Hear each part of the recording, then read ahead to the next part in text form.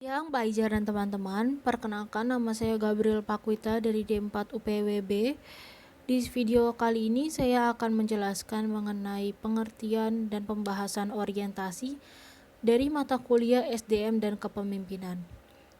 Di sini ada pengertian mengenai orientasi. Orientasi adalah proses menyediakan informasi-informasi mengenai suatu perusahaan yang perlu diketahui oleh karyawan baru. Informasi yang disampaikan berupa latar belakang perusahaan hingga peraturan. Orientasi dilakukan untuk menumbuhkan hubungan antara karyawan baru dan perusahaan. Kemudian, di sini juga ada tujuan orientasi, terbagi menjadi 5. Yang pertama, karyawan dapat beradaptasi dan berinteraksi dengan kondisi lingkungan baru yang ia masuki. Kemudian yang kedua, karyawan dapat memahami organisasi dan budaya perusahaan seperti visi dan misi, nilai inti hingga kegiatan operasional perusahaan. Ketiga, bekal untuk karyawan sebelum memulai bertugas di tempat kerja.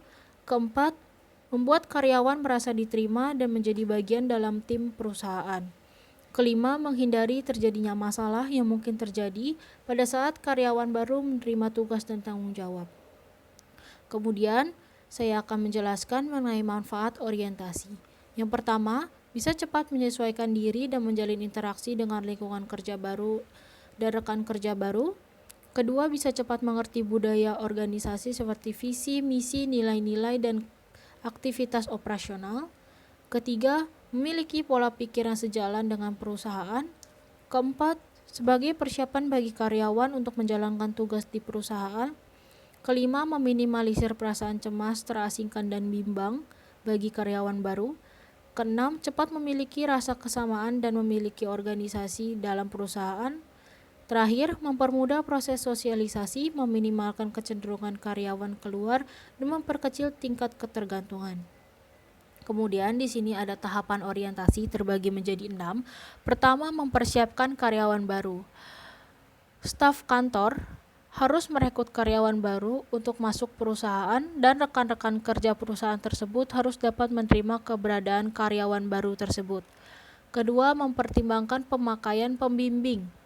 Memanfaatkan rekan kerja untuk berperan menjadi pembimbing dalam proses orientasi sangatlah baik, karena hal ini melibatkan karyawan yang memiliki pengalaman lebih dan kinerja yang bagus untuk menjadi panutan. Ketiga, memakai checklist orientasi. Karyawan kantor atau supervisor membuat checklist orientasi atau agar mengetahui informasi-informasi yang sudah diberikan mengenai prosedur dan aturan dalam organisasi kepada karyawan yang baru. Keempat, ada menyediakan informasi yang menunjang. Informasi penting di sini wajib diberitahukan kepada karyawan baru seperti aturan kerja, aturan berpakaian, kebijakan, tunjangan dari perusahaan, baik itu tunjangan pensiun, tunjangan sakit, kemudian ada kebijakan seputar keterlambatan, absen, cuti sakit, ketidakhadiran, liburan, kemudian fasilitas-fasilitas yang ada di kantor harus dipahami oleh karyawan baru. Kemudian yang kelima, ada menyampaikan informasi orientasi dengan efektif. Di sini staf atau manajer harus bisa memberikan cara yang paling tepat dalam memberikan informasi, harus menarik dan efektif agar karyawan baru mudah memahami dan mendorong keinginan belajar. Kemudian yang keenam, ada menghindarkan informasi berlebihan. Informasi berlebihan merupakan suatu kesalahan umum dalam proses orientasi, di mana karyawan baru akan melewatkan hal-hal yang rinci yang penting dalam suatu perusahaan, serta tak jarang tidak bisa mengingat jelas sebagian besar informasi yang diberikan.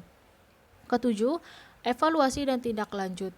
Di sini evaluasi sangat diperlukan agar mengetahui efektivitas proses orientasi melalui wawancara, kemudian atau kuesioner, tanya jawab yang diberikan kepada karyawan baru, baik itu hitungan minggu atau bulan sesudah orientasi selesai. Kemudian saya juga membahas hal-hal yang harus dihindari selama orientasi. Pertama yaitu menekan pada kertas kerja.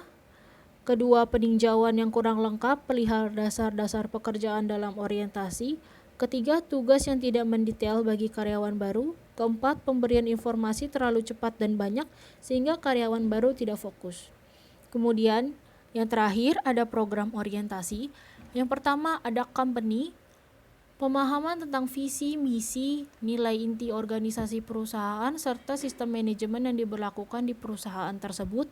Kedua, customer and competitor, di mana hal ini berfokus pada pengenalan customer dan pesaing perusahaan yang diberikan kepada karyawan baru.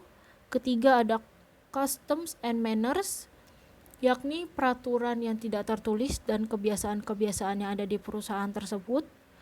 Keempat ada tim, yaitu pengenalan karyawan dengan tugasnya selama dia bekerja di perusahaan. Kelima ada company regulation, yaitu etika kerja atau aturan-aturan tertulis yang ada di perusahaan. Keenam job, yakni pengenalan tugas yang dilakukan karyawan baru. Dan terakhir facility. Di sini facility yaitu memberitahukan semua fasilitas yang ada dalam perusahaan untuk menunjang pekerjaan, seperti contoh area kerja, tempat parkir, kemudian kantin atau tempat ibadah, dan fasilitas-fasilitas penunjang bagi karyawan. Sekian presentasi dari saya. Di sini saya juga mencantumkan daftar pustaka. Terima kasih atas perhatian Pak Ija dan teman-teman. Terima kasih dan sampai jumpa.